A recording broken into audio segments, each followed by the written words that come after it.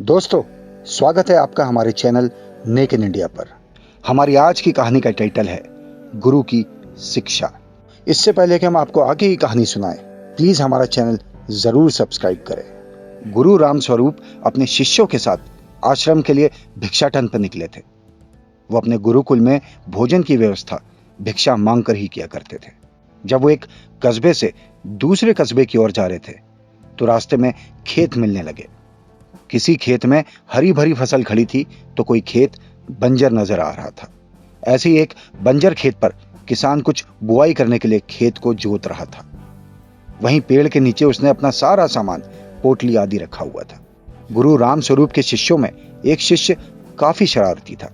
वो शरारती स्वभाव के कारण किसान की रखी हुई पोटली उठा लाया। जब गुरु राम स्वरूप को पता चला कि उसके शिष्य ने कुछ शरारत की है तो उन्होंने उसे समझाया और कहा, पुत्र, इस प्रकार तुम उस गरीब किसान की पोटली चुराकर उसे कष्ट दे रहे हो। ये काम तुम्हें शोभा नहीं देता। तुम उस किसान को दुखी करके अपने ईश्वर को दुखी करोगे। तुम्हें जो पैसे भिक्षा में मिले हैं उसे ले जाकर उसी स्थान पर पोटली के साथ रख दो और फिर किसान का भाव देखो। शिष्य ने बिल्कुल वैसा ही किया। वो पोटली और पोटली के नीचे भिक्षा में मिले हुए पैसे रख आता है। गरीब किसान काफी दिनों से परेशान था। उसके घर में उसकी माता की तबीयत खराब थी और दवाई के लिए कुछ भी प्रबंध नहीं हो पा रहा था। जब किसान खेत का काम निपटा कर बैठा और उसने अपनी पोटली उठाकर देखी तो उसके नीचे कुछ पैसे थे। उसने इधर उधर देखा पर कोई नजर नहीं आया। किसान पैसे लेकर काफी खुश हुआ और ऊपर दोनों हाथ करते हुए ईश्वर को धन्यवाद करता रहा, क्योंकि उसकी माता जी की दवाई के लिए प्रबंध हो गया था। वो खुशी से आंसू बहाता और दोनों हाथों से पोंछता जाता।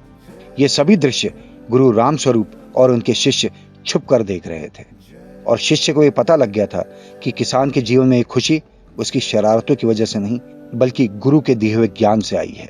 तो दोस्तों, हमें इस कहानी से यह सीख मिलती है कि किसी भी व्यक्ति को दुखी करने के बजाय अगर खुश करने की कोशिश की जाए तो खुशियां दुगनी हो जाती हैं।